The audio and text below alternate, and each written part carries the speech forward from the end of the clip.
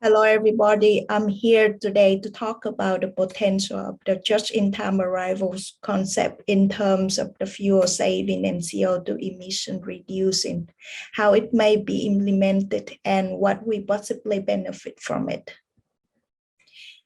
Its short emission from ships have a negative influence on global warming and our environmental ecosystem. The future of the maritime industry requires finding solutions to reduce emission and make ships more environmentally friendly. Over the past few years, IMO and other lawmakers have begun to study and discuss this subject. Many earlier initiatives have more focus on how to improve efficiency and fuel consumption through ship design and research on alternative green fuel.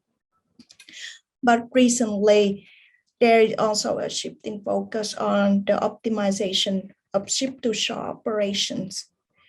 Fuel consumption is mainly during ship operation, including port-related activities and route operations, which produce CO2 emissions.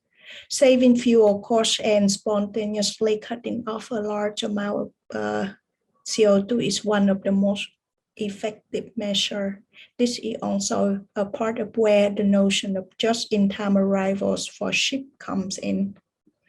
For those who are unfamiliar with the concept, the just-in-time arrivals method involves optimizing ship speed intelligently and progressively along their routes, so the ship can arrive at port on time and also help to resolve the ongoing problem of ships spending 5 to 10% of their time waiting to enter the port and burning unnecessary bunker when at anchor. We found formulas and calculated the data, which shows how much fuel could be saved with just-in-time arrival, how much money it would save, and how much CO2 could be reduced. This is the formula we use to calculate CO2 reduction, the fuel consumption multiplied by fuel emission factor. This is the fuel emission factor table that we used in the formula. Then Barra's formula was used to calculate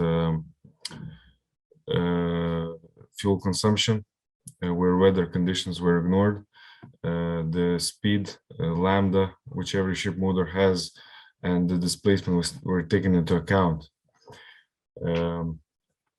We transformed these formulas and made an example where the ship is traveling at 60 knots. The fuel consumption is 40 tons per day. 6 days before arrival, the ship is informed that the berth will be free only after 8 days. So the ship slows down to 12 knots. And in the end, we got the result that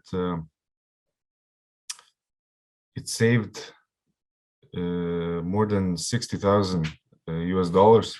And the reduction of CO2 is 327 tons. With just-in-time, the ship avoids the unnecessarily burning fuel with the congestion in the port. So the key numbers, we split these vessels into categories, tankers, cargo vessels, and etc., and applied the formulas. And this is the result we have. Maximum fuel saving can be 42 million tons per year. The saving is 36 billion US dollars with today's fuel price. The CO2 reduction can be 40% when the 2030 target is 40. So with just-in-time, it could accomplish 1/3 of the 2030 target. At the moment, countries address greenhouse gas battle in different ways. Ports can play a key supporting role in decarbonization of maritime transport by applying various financial incentives. First one is green port fees. They take into account environmental performance of vessels. And the principle here is to judge lower fees to the ships that are less polluting. Another example is application of green ship indexes. Scores on the indexes are used to justify the amount of regular port fees reduction. And there are 4 main indexes that are widely used right now. Also, several ports promote voluntary fuel switch programs for shipping companies to switch to low sulfur fuels. Some ports also provide deduction of port fees for LNG-powered vessels. Also, there are ports that apply such measure as vessel speed reduction. The principle here is that ship that sails slower will emit much less due to the connection between speed and fuel consumption. This measure can to a large extent be attributed to the slow steaming concept as one of the operational measures that can reduce shipping's greenhouse gas emissions.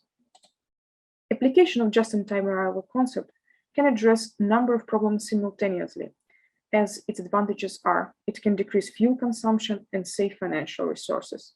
It can reduce 1/3 of the emission reduction target, being 40% for the year 2030. And it also can minimize congestion at port areas and improve vessel-port interaction. Thank you for your attention.